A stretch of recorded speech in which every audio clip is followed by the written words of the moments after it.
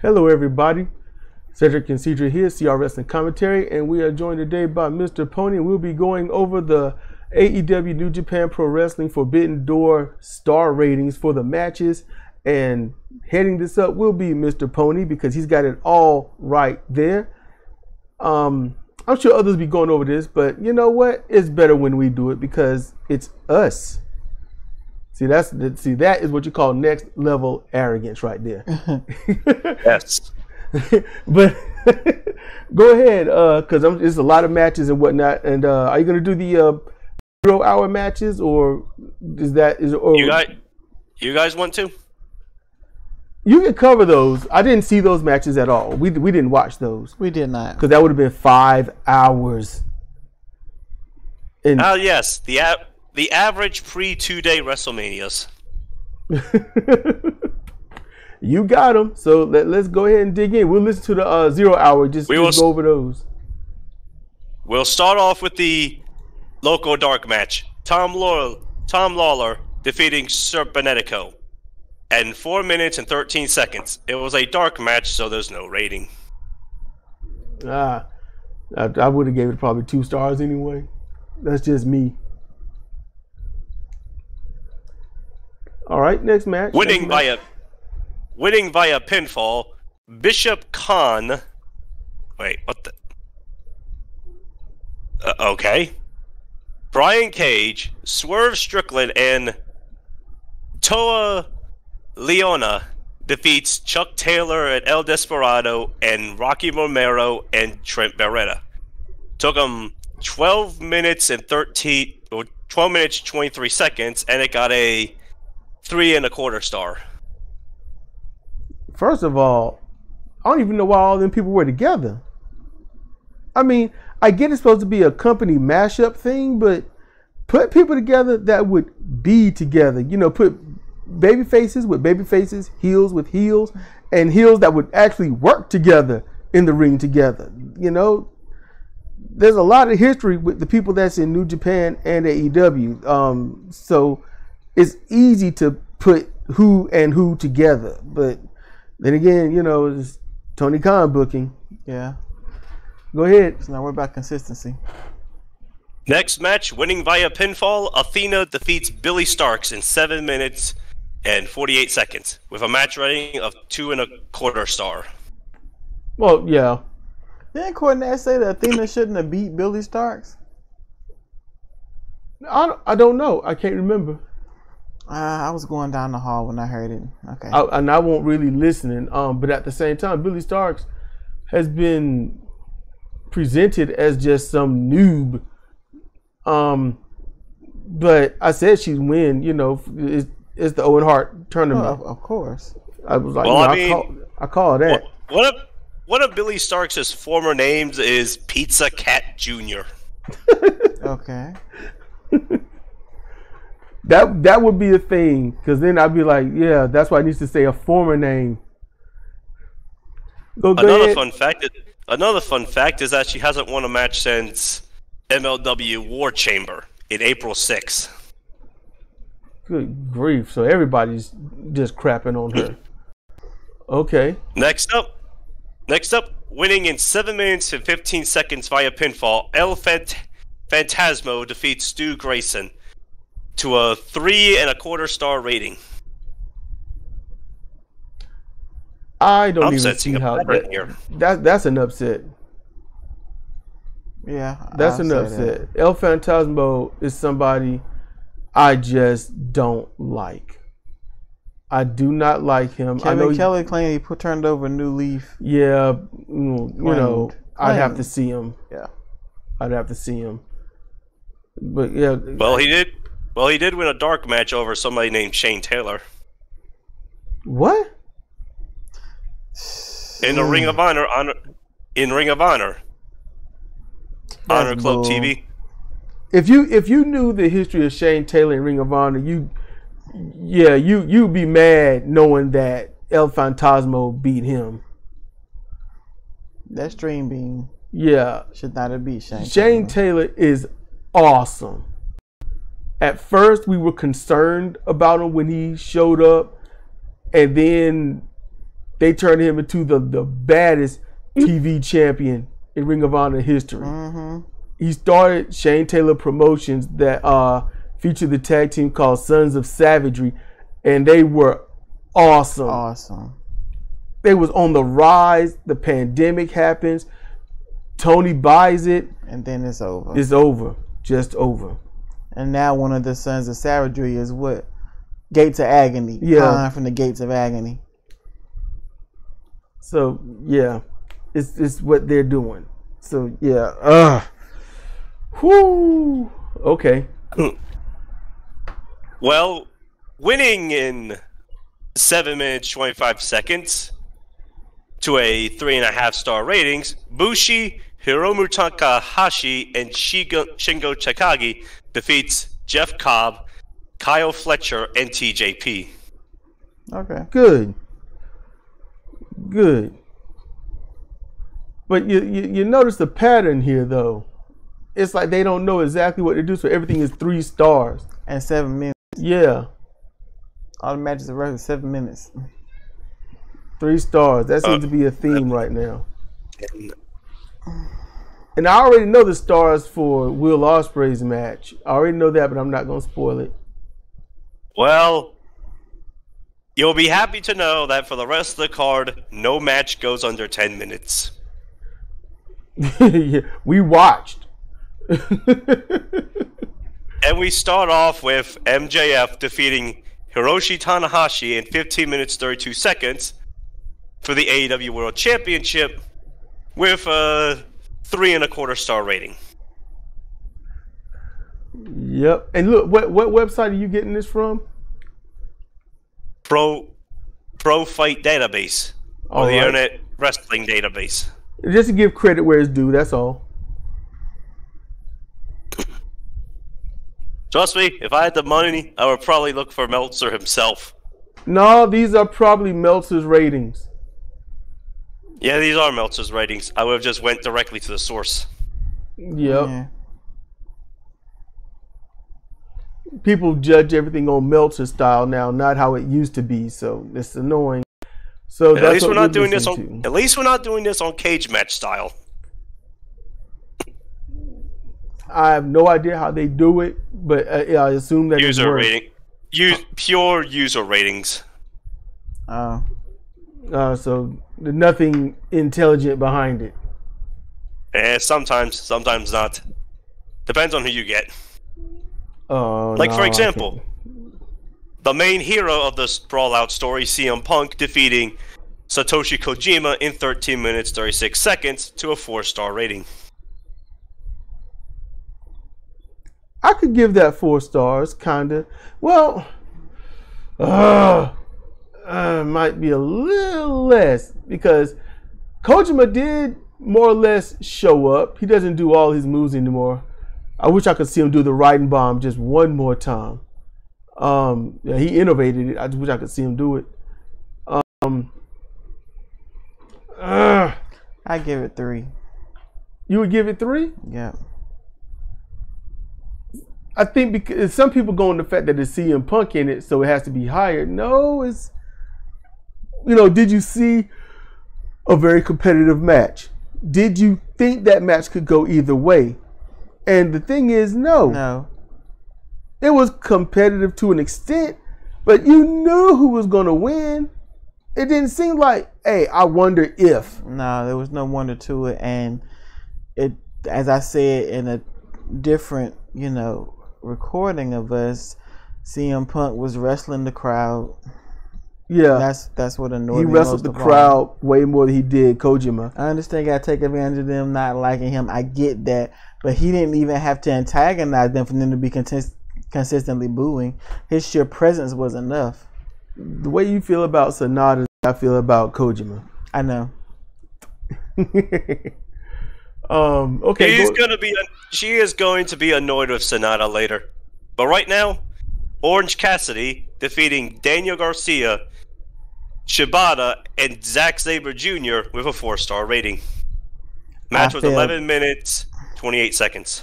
I failed to. I failed to see how that's 4 stars. You knew who was going to win. Yep.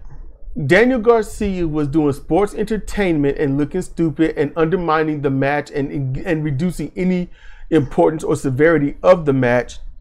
Orange Cassidy alone diminishes the severity of it. I can see the magic of Orange Cassidy. I feel like at this point, Orange Cassidy is just doing mind games. You gotta put effort in and do mind games. Orange Cassidy, his nonchalant, okay, let's do this, whatever, is good for backstage. But then when they showcase him in a match, he's there every week pulling out all of these wins. And it's like, okay, so whenever he loses, it's going to be BS, right? Because he's beat everybody. Yep. So he just beat, quote unquote, he just beat Zack Sabre Jr. and Shibata. That's top tier, right? So anytime he loses, although when it comes to wrestling, things can change within a week, either through good amounts of training or just reviewing the tape constantly. And we all know that there's only one thing that wrestlers normally do: train. I don't think half the AEW roster trains. They know how to do moves, but they don't understand that their moves should have meaning. And that's what hurts the belief system. You know, you're supposed to think that these people are trying to mess each other up and get a victory, but they don't do that. They just do stuff until it's time to go home. And it is, you don't feel like there's urgency. You don't feel like they really want to win. You feel like you could tell the crowd mainly wants to see either furniture being used or the next big move, but they don't care to see if somebody's going to win or not. And they technically cheer no matter who wins the match. They don't want to be pulled to the edge of their seat. They're sitting there. Okay, impress me. Yay! Impress me again. Yay! That's it. When Cody Rhodes lost at WrestleMania to Roman Reigns, you could hear every individual heartbreak of the audience. You could hear it. Fast forward. Oh my gosh, I've lost it. But you remember it was a match that we was watching, and the crowd knew it was over. Foot got put on the ropes, and you could hear him come back up. Yeah, you could hear that hope. That was more recent. I can't remember. Ospreay and Omega. Ospreay and Omega, yeah. For Forbidden Door. Mm-hmm. It was like it's over, it's done, and the crowd, you could hear them. Oh man, I'm sad. And then it's almost like you could tell they had to tell the person next to him, no, foot on the rope, it's still going. You can hear them come back up. It's that little moment. That's what you're looking for at near the end of the match, or the exact end of the match. You know, that's what you're hoping for, and you don't get that. Most matches, there's a heel, there's a face, and the crowd cheers no matter who wins. That's not good. That's not good for business at all. You know, those that are trying to be hated don't know how to be hated because they want to be loved but yet be a bad guy. And then the good guys don't know how to be good guys enough to actually be loved because the bad guys are getting the equal amount of love. It's not good for business. You know, so that's my spiel. Let's get to the next match. Next up, Sonata defeating Jack Perry in 10 minutes 42 seconds. And that match went 8 minutes 3.25 stars. How many stars?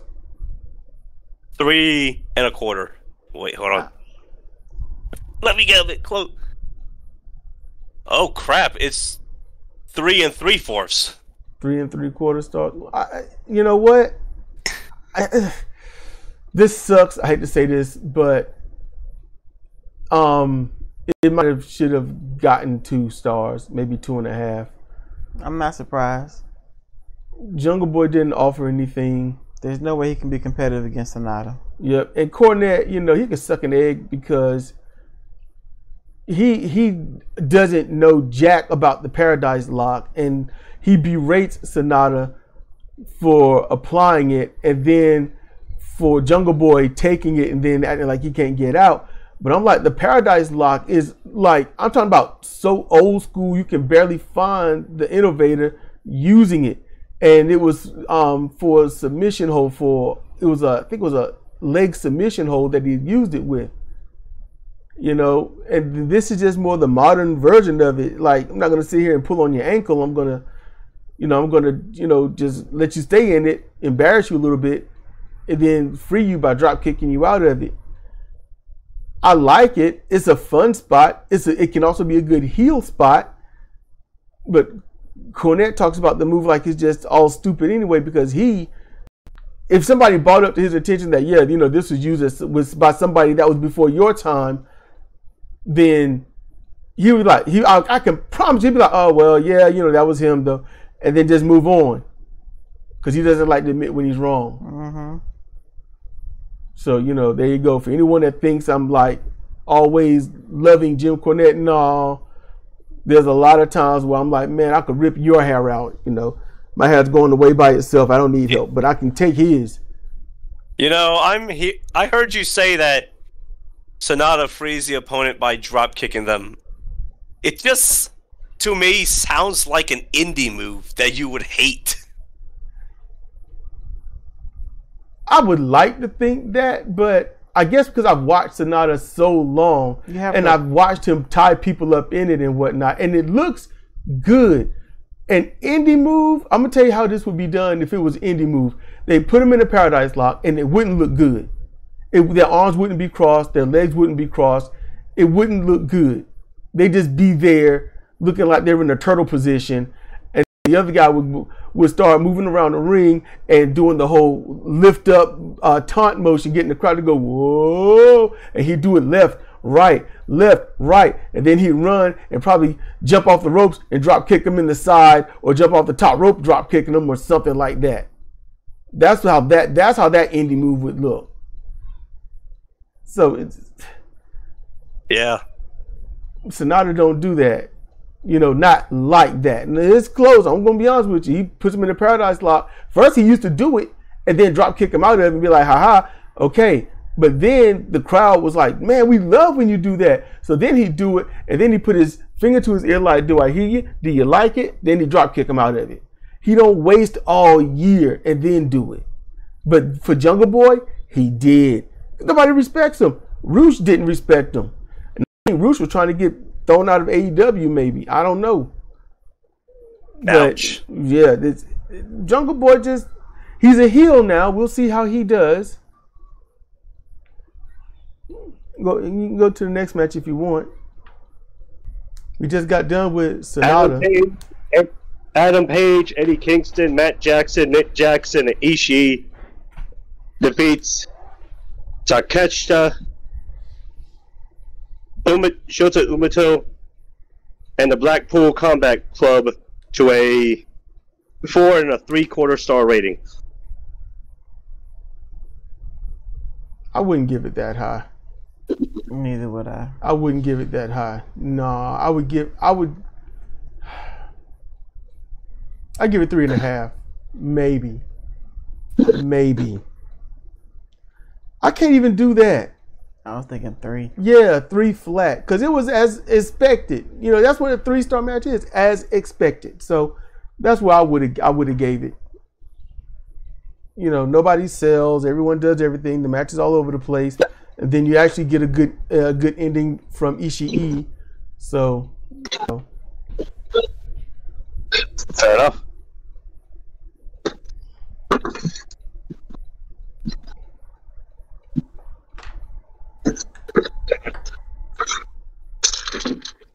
All right. Next up, Toni Storm beats Willow Nightingale to a 3 1/4 star rating. I can honestly see that. Yeah. The match was a bit better than expected, but you knew who was going to win. And I thought that both ladies performed very well. So, yeah, that was good.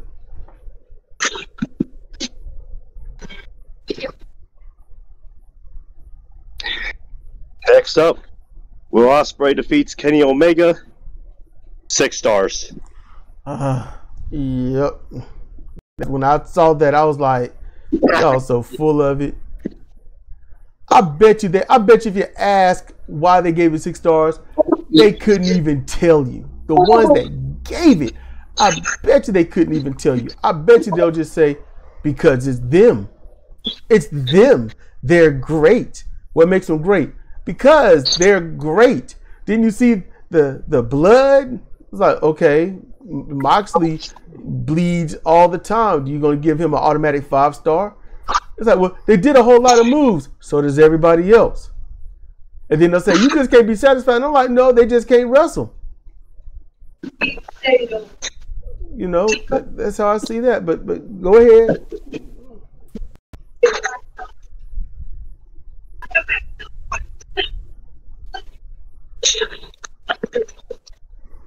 Next up, Darby Allin, Sting, and Naito defeats Jericho, Suzuki, and Guevara to a 3-star rating. I would have gave that 2.5. It was not an enjoyable match. Yeah, it was just, yeah. But yeah, go ahead.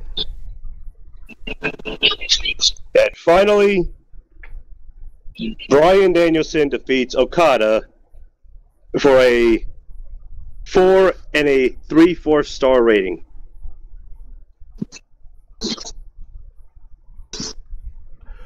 Okay. So a quarter away from 4. If a 5-star match meant anything, then, you know, Ospreay and Omega wouldn't have got a 6. I'm gonna say this. I can see where they can get a 4.5 or even a 5-star out of that. I can see it was wrestling. It was good. It was competitive. They didn't do every single thing they could do because they was able to wrestle and do some other stuff instead, which is good. Just Okada bores me. He just bores me. I mean, he bores me to a 3-star match. Yeah. He just bores me. As you see it, he gives you everything and yet bores you with his emotions. A lack of. It sucks because I think he's a great wrestler. I think he's fluid in the ring. Damn it, it's just, he bores me. He doesn't give you any emotional content. He don't look like he's putting in a whole lot of effort. He doesn't look like he's struggling. It's just blank. It's like he's sweating because he's moving, not because he's trying. Oh man. Put it like this. When you can end the match with your hair dry, you haven't done anything. Exactly. But very sad. Oh man. What you gonna say, dude? It's just random noise on my end. Oh, okay. So we should just wrap it up then. Because you've got stuff to do over there. So look, everybody, we hope you enjoyed. This has been Cedric and Cedric with Mr. Pony, CR Wrestling Commentary, Forbidden Doors match star ratings.